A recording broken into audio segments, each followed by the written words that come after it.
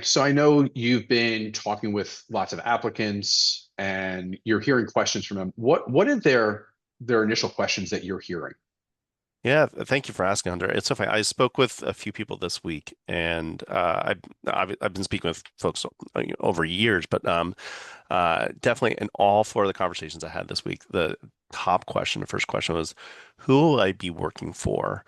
And I think when you look at this for the camp industry, it's very nuanced, for profit versus nonprofit, working for an organization or working for a standalone camp. All of it is nuanced. So we're going to break it down right now. The first is, if you're working at a nonprofit, you might be reporting to a board.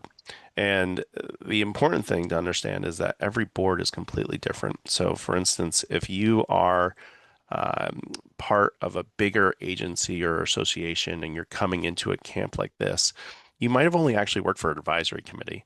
An advisory committee is just basically giving you advice. It's not a board in terms of governance compared to a working board where that's very hands-on in the trenches with you, often having several members being at everything from, check in, check out, or arrival day, or, just your day-to-day programming, to a governance board that's really focused on the future as well as focused on just making sure everything is operating up to the highest standard, compared to a fundraising board and folks that really want to get their hands dirty with making sure that people are understanding that your camp is philanthropy based. Philanthropy based. So when we talk about that, I think it's important to understand that mindset because that will shift the questions the board is asking you, as well as what their expectations are of you. And for some people, they thrive under one board and not another. And I think that, the hardest part with boards as well is that you can have many bosses and they don't often understand their roles. So that's one bucket. A second bucket is if in the nonprofit sector is that you might be working under a CEO or an executive director. So even though you are managing your camp or managing the program, you're still reporting to somebody. And some people really love that. I talked to somebody this week and she knew where her strengths were and she really wanted to be a strong number two for some folks. And it was interesting to kind of break it down for her, even this delineation, right? Because some camps will operate completely autonomously underneath a parent organization and then just get some support services and are truly left alone. And then some camps are really part of the org structure and just worry about the program. And they have a whole HR department. They have a whole payroll department. They have someone that helps negotiate insurances. And all those things really play a factor in what type of support you're going to get.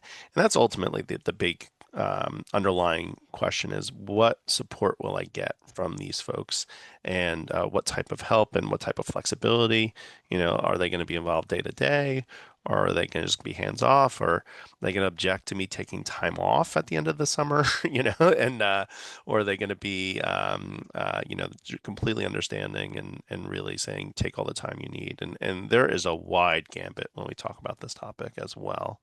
Hunter, do you have anything that you want to add in?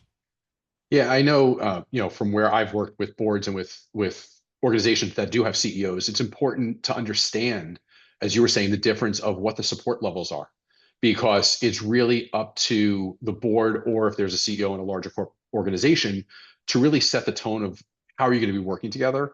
So I think it's important to understand the difference of what it means if you're working directly for a board or if you're a subsidiary unit of a larger organization that you have a CEO that you're reporting to and what the needs are.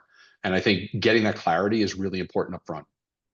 Yeah. Yeah. And when you say the word clarity, right, I think sometimes the boards don't even know.